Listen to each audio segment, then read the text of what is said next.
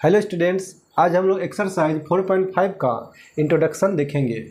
Exercise 4.5 में जो introduction का जो क्लास है उसमें हम लोग mainly solution of system of linear equation, इसमें हम लोग जो सिस्टम ऑफ लीनियर इक्वेशन होगा उसको हम लोग सॉल्यूशन करेंगे, वो भी using inverse of A matrix. इसमें हम लोग इन्वर्स मैट्रिक्स के यूज करके उपयोग करके और तब जा करके हम लोग सॉल्यूशन करेंगे सिस्टम ऑफ इक्वेशन का। तो इसमें सिस्टम ऑफ इक्वेशन में लीनियर इक्वेशन 2 भी हो सकता है या लीनियर इक्वेशन 3 भी हो सकता है।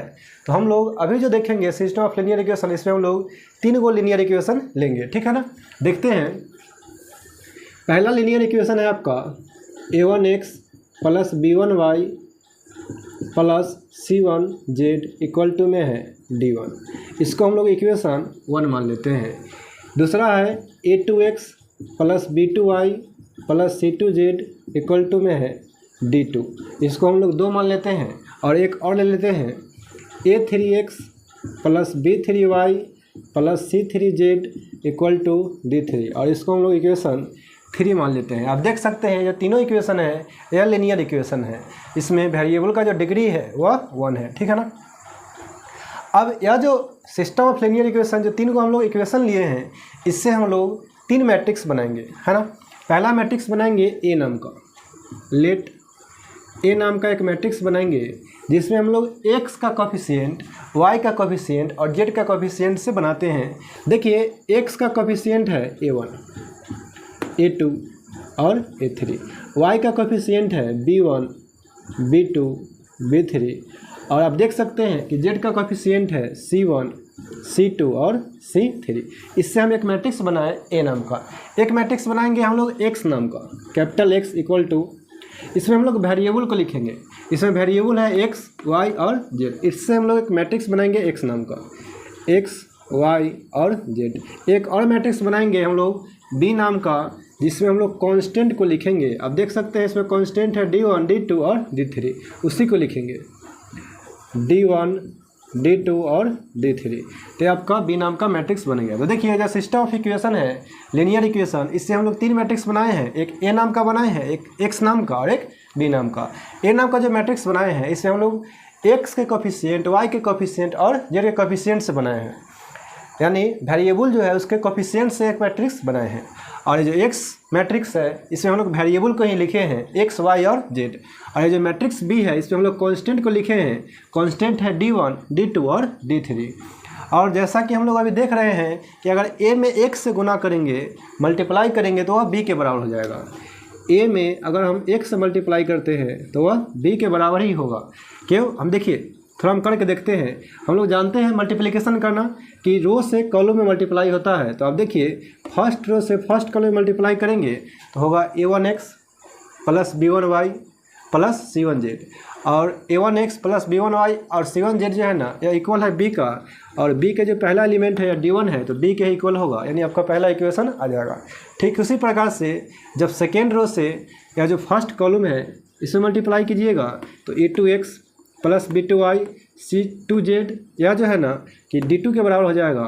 और थर्ड रो से जब फर्स्ट कॉलम में मल्टीप्लाई करेंगे तो a3x, b3y और c3z यह इक्वल हो जाएगा d3 के, जो कि इक्वेशन 3 आ जाएगा, ठीक है ना। तो आप मल्टीप्लाई करके देख सकते हैं, जब a में x से मल्टीप्लाई कीजिएगा तो वह b के ही इक्वल होगा। जैसा कि हम लिख दिए कि a में x से मल्टीप्लाई करेंगे तो यह b के बराबर हो जाएगा, इक्वल हो जाएगा, ठीक है ना। हम लोग दोनों तरफ a इनवर्स से प्री मल्टीप्लाइंग कराते हैं, pre multiplying by A inverse. जब ए इनवर्स से प्री मल्टीप्लाई करेंगे तो यहाँ हो जाएगा ए इनवर्स इंटू एक्स हो जाएगा, और यहाँ हो जाएगा ए इनवर्स बी। और हमको पता है कि जब ए इनवर्स में ए से मल्टीप्लाई किए हैं तो यहाँ आई के इक्वल होता है, तो यहाँ आई हो जाएगा, और यहाँ X equal to A inverse into B हो जाएगा। और आई में एक्स से मल्टीप्लाई कर रहे हैं, हमको पता है कि कोई मैट्रिक्स में अगर यूनिट मैट्रिक्स से मल्टीप्लाई करते हैं तो जो मैट्रिक्स रहता है वही हो जाता है, यानी यह मैट्रिक्स एक्स है तो एक्स ही होगा, और ए इनवर्स बी हो जाए। तो यहाँ से हम लोग एक फार्मूला निकाल लिए हैं x equal to A inverse B, जिससे हम लोग x का वैल्यू, y का वैल्यू और z का वैल्यू निकाल सकते हैं। और सोल्व करने का मतलब हमको वही करना है कि x निकालना है, y निकालना है और z निकालना है। देखिए इसमें हमको x पता रहेगा, x y z है जो कि इधर लिखेंगे। b मैट्रिक्स हमको पता है d1 d2 और d3, लेकिन हमको a इनवर्स पता नहीं है। लेकिन जब हमको मैट्रिक्स a पता है तो हम लोग a इनवर्स आसानी से निकाल सकते हैं, जैसा कि हम लोग इससे पिछले वाला वीडियो जो एक्सरसाइज मैट्रिक्स का जो एक्सरसाइज था उसमें हम लोग देख चुके हैं। तो सबसे पहले हम लोग a इनवर्स निकालेंगे और b से मल्टीप्लाई करेंगे, तो दोनों को इक्वेट करेंगे x से, तो यहाँ से हमको x निकलेगा, y निकलेगा और z निकलेगा, ठीक है ना। तो इस पर हम लोग कुछ एग्जांपल देखेंगे, लेकिन उससे पहले इसमें कुछ केस है उसको हम लोग देख लेते हैं। देखिए इसमें मेनली दो केस है जिसको हम लोग अभी देखेंगे। देखिए केस क्या है ना, पहला केस है इसमें, देखिए यहाँ जो हम लोग x equal to A inverse into B अभी जो फार्मूला निकाले हैं, तो x तो x ही रहेगा, लेकिन ए इनवर्स जो है ना, ए इनवर्स का फार्मूला हम लोग जानते हैं, यह होता है 1/mod a into adjoint a, और इंटू में मैट्रिक्स b है तो मैट्रिक्स b हो जाएगा। तो यहाँ आपको जो mod a दिखाई दे रहा है, तो हो सकता है कि mod a का जो मान है वह 0 के बराबर नहीं हो, नॉट इक्वल टू 0 हो, या हो सकता है कि 0 के बराबर हो। तो इसी पे दो केस है। पहला केस क्या है ना, if mod a not equal to 0, mod a यानी मैट्रिक्स जो a है उसका डिटरमिनेंट हम लोग इससे निकालेंगे। तो अगर डिटरमिनेंट का वैल्यू 0 के बराबर नहीं होगा तो ये जो सोल्यूशन ऑफ सिस्टम है इसका यूनिक सोल्यूशन होगा, यानी x का, y का और z का जो वैल्यू निकलेगा वह एक ही वैल्यू निकलेगा। तो यह यूनिक सोल्यूशन हो जाएगा, यूनिक सोल्यूशन। और जो यूनिक सोल्यूशन होगा इसी को हम लोग कंसिस्टेंस कहते हैं। केस 2 है if mod a equal to 0 हो जाए। देखिए mod a not equal to 0 था तो यह बहुत आसानी हो गया, यूनिक सोल्यूशन होगा, यानी x y z का जो है ना एक ही सोल्यूशन आएगा। लेकिन अगर mod a का वैल्यू अगर 0 के बराबर होता है तो इसमें दो बातें होगा।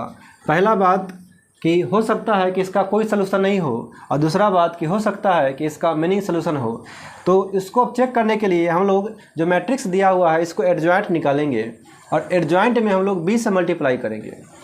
अगर यह जो पहला है केस 2 का a नंबर है, अगर एडजॉइंट a में b से मल्टीप्लाई कराते हैं, अगर 0 के बराबर नहीं होगा तो इसका कोई सलूशन नहीं होगा, नो सलूशन। लेकिन इसी का जो b है इसमें हो सकता है कि एडजॉइंट a में b से मल्टीप्लाई कराए और यह 0 के बराबर हो गया।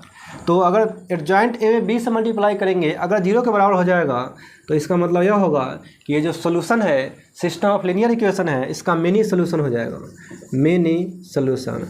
और नो सोल्यूशन के केस में इसको हम लोग इनकंसिस्टेंस कहते हैं, इनकंसिस्टेंस। और मिनी सोल्यूशन के केस में इसको हम लोग कंसिस्टेंसी कहते हैं, कंसिस्टेंस। जो solution of system of linear equation है अगर नो सोल्यूशन हो गया तो वह इनकंसिस्टेंस होगा, और मिनी सोल्यूशन है तो यह कंसिस्टेंस हो जाएगा। एक बार फिर से इसको देखते हैं। देखिए यहाँ पे हम लोग x equal to A inverse into B एक फार्मूला निकाले हैं जिससे हम लोग x y और z निकाल सकते हैं। ए इनवर्स का मतलब हुआ कि ए इनवर्स का फार्मूला हम लोग पहले से जानते हैं, होता है 1/mod a into adjoint a। तो इसमें दो केस है। पहला केस क्या है कि हो सकता है कि जब आप mod a निकालिएगा तो इसका वैल्यू 0 के बराबर नहीं हो। अगर इसका वैल्यू mod a का जो वैल्यू है या 0 के बराबर नहीं होगा तो ये solution of system of linear equation है इसका यूनिक सोल्यूशन होगा, यानी x का, y का और z का तीनों का एक वैल्यू आएगा। और यह जो यूनिक सोल्यूशन है इसी को हम लोग कंसिस्टेंस भी कहते हैं। लेकिन अगर mod a का वैल्यू 0 के बराबर हो गया तो इसमें दो बात हो सकता है कि इसका कोई भी सोल्यूशन नहीं हो, और हो सकता है कि इसका मिनी सोल्यूशन हो। तो अगर कोई सोल्यूशन नहीं होगा और मिनी सोल्यूशन कब होगा यह देखने के लिए हम लोग एडजॉइंट, ये जो मैट्रिक्स दिया हुआ है इसको एडजॉइंट निकालेंगे और एडजॉइंट में b से मल्टीप्लाई करेंगे। अगर एडजॉइंट a b से मल्टीप्लाई किए अगर 0 के बराबर नहीं होगा तो यह नो सोल्यूशन होगा, इसी को हम लोग इनकंसिस्टेंस कहते हैं। अगर एडजॉइंट a में b से मल्टीप्लाई किए अगर 0 के बराबर हो गया तो यह मिनी सोल्यूशन होगा, और इसी को हम लोग कंसिस्टेंस कहते हैं। तो सबसे पहले इस पर हम लोग कुछ एग्जांपल देखते हैं। देखिए यही है आपका एक्सरसाइज 4.5 का एग्जांपल 16, और इसमें हमको क्वेश्चन बोल रहा है solve the system of equations, इसमें जो है ना कि हमको लीनियर इक्वेशन दिया है, सिस्टम ऑफ लीनियर इक्वेशन, इसको हमको सोल्व करना है और x का और y का वैल्यू निकालना है। तो हम जैसा कि देख चुके हैं कि अगर सिस्टम ऑफ लीनियर इक्वेशन दिया हुआ है तो हम लोग 3 मैट्रिक्स बनाते हैं। एक मैट्रिक्स बनाते हैं हम लोग A नाम का, जिससे हम लोग x का कोफिशिएंट और y के कोफिशिएंट को लिखते हैं। x का कोफिशिएंट है 2, 3 और y के कोफिशिएंट है 5, 2। इसे हम लोग मैट्रिक्स A बना दिए। एक मैट्रिक्स बनाते हैं हम लोग x नाम का, जिसमें हम लोग वेरिएबल को लिखते हैं। तो वेरिएबल हो जाएगा x और y। और एक मैट्रिक्स बनाते हैं b नाम का, जिसमें हम लोग कांस्टेंट लिखते हैं और कांस्टेंट यहाँ हो जाएगा 1 और 7। और जैसा कि हम लोग जानते हैं कि a में x से मल्टीप्लाई करेंगे तो यह b के बराबर हो जाएगा। तो ax इक्वल टू हो जाएगा b, तो यहाँ से x इक्वल टू होता है a इनवर्स b। अब यहाँ हमको x पता है, मैट्रिक्स x पता है और मैट्रिक्स b ही पता है। a इनवर्स निकालना होगा। ए मैट्रिक्स हमको पता है, देखिए मैट्रिक्स ए पता है तो हम लोग ए इनवर्स निकाल सकते हैं। तो सबसे पहले हम लोग ए इनवर्स निकालते हैं। फॉर ए इनवर्स के लिए जो है ना कि हम लोग सबसे पहले जो मैट्रिक्स ए है इसका हम लोग डिटरमिनेंट निकालेंगे। तो मैट्रिक्स ए का डिटरमिनेंट निकालेंगे तो यह हो जाएगा 2, 3, 5, 2। तो मल्टीप्लाई करेंगे तो 4 माइनस या 15 हो जाएगा, तो -11 हो जाएगा। तो ये आपका मॉड ए का वैल्यू हो गया, यानी मैट्रिक्स ए के डिटरमिनेंट का वैल्यू हो गया। अब हम लोग एडजॉइंट निकालेंगे और एडजॉइंट निकालना हम लोग जानते हैं। अगर कोई भी मैट्रिक्स है उसका अगर डायरेक्ट एडजॉइंट निकालना है, अगर 2/2 है तो यह दोनों को इंटरचेंज करते हैं। तो इंटरचेंज करेंगे तो वही रह जाएगा और यह दोनों का साइन चेंज करते हैं तो -3 यहाँ पे हो जाएगा -5। तो ये आपका ए एडजॉइंट निकल गया। अब हमको निकालना है ए इनवर्स। तो ए इनवर्स का हम लोग जानते हैं फार्मूला, यह होता है 1/mod A into adjoint A. देखिए मॉड ए जो है ना, मॉड ए हमको पता है, यह अभी हम निकाले हैं -11, और जो एडजॉइंट ए है यह है आपका 2, -3, -5 और फिर 2 है। अब ए इनवर्स निकल गया है तो ए इनवर्स का जो वैल्यू है इसमें हम लोग रख देंगे। नाउ देखिए x इक्वल टू है ए इनवर्स b।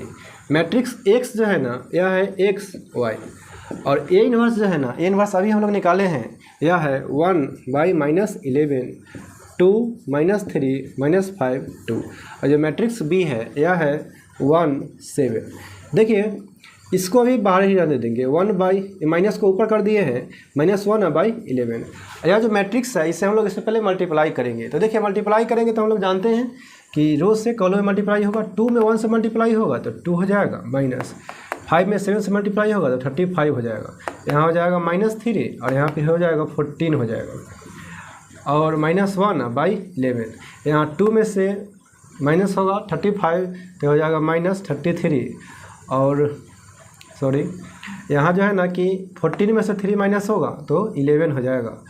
अब हम लोग डिवाइड करेंगे 11 से। अगर माइनस को अगर बाई में भी रहने दे तो -11 से डिवाइड होगा, तो डिवाइड होगा तो यह हो जाएगा 3 और यह हो जाएगा -1। इधर है आपका x, y। और लोग जानते हैं इक्वलिटी ऑफ 2 मैट्रिक्स है कि अगर 2 मैट्रिक्स इक्वल होगा तो उसका कॉरस्पॉन्डिंग एलिमेंट एक भी इक्वल होता है। तो x जो है ना, x इक्वल हो जाएगा 3 का, और y जो है ना, y इक्वल हो जाएगा -1 का। तो यहाँ से हमको x का वैल्यू 3 मिल गया और y का वैल्यू -1 मिल गया। तो यही आपका आंसर हो जाएगा solution of system of linear equation का, यानी जो सिस्टम ऑफ लीनियर इक्वेशन दिया हुआ है इसका x का जो वैल्यू है वो 3 हो जाएगा और y का वैल्यू -1 हो जाएगा। ठीक है ना। तो देखते हैं हम लोग नेक्स्ट एग्जांपल। देखिए यह एग्जांपल आपका 17 है, एक्सरसाइज 4.5 का। और यह जो इससे जो पहले एग्जांपल देखे थे, एग्जांपल नंबर 16, उसमें सिस्टम ऑफ इक्वेशन में 2 इक्वेशन था, लीनियर इक्वेशन। और यहाँ जो सिस्टम ऑफ इक्वेशन है इसमें 3 को लीनियर इक्वेशन है। इसमें भी वही बात है कि solve the following system of equation by matrix method. ये जो सिस्टम ऑफ इक्वेशन दिया हुआ है इसको हमको मैट्रिक्स मेथड से सोल्व करना है। और देखिए यह जो 3 को इक्वेशन दिया हुआ है तो हम लोग मैट्रिक्स में ही 3 ही बनाएंगे, 2 भी रहेगा फिर भी हम लोग 3 ही बनाएंगे, तरीका वही है। देखिए पहला जो मैट्रिक्स बनाएंगे वह ए नाम का बनाएंगे, जिसमें हम लोग x का कोफिशिएंट लिखेंगे। देखिए x का कोफिशिएंट है 3, 2, 4, y का कोफिशिएंट है -2, 1, -3 और 3, -1, 2। पहले हम लोग x नाम का बनाएंगे एक मैट्रिक्स, जिसमें हम लोग वेरिएबल को लिखेंगे एक्स वाई जेड। और फिर हम लोग बी नाम का एक मैट्रिक्स बनाएंगे जिसमें हम लोग कांस्टेंट को लिखते हैं 8 1 4। अब हमको पता है कि ए में जब एक्स से मल्टीप्लाई करते हैं तो यह बी के इक्वल हो जाता है, तो ए एक्स इक्वल टू हो जाएगा बी, यहाँ से एक्स इक्वल टू हो जाएगा ए इनवर्स बी। देखिए यहाँ हमको मैट्रिक्स एक्स पता है, मैट्रिक्स बी पता है, लेकिन हमको ए इनवर्स पता नहीं है, लेकिन मैट्रिक्स ए पता है। और जब मैट्रिक्स ए पता है तो हम लोग ए इनवर्स निकाल सकते हैं। सबसे पहले हम लोग वही काम करेंगे, ए इनवर्स निकालेंगे। इससे जो पहले एग्जांपल बताए थे उसमें हम लोग ए इनवर्स बहुत आसानी तरीक़ा से निकाल लिए थे, क्योंकि इसको 2/2 ऑर्डर का था।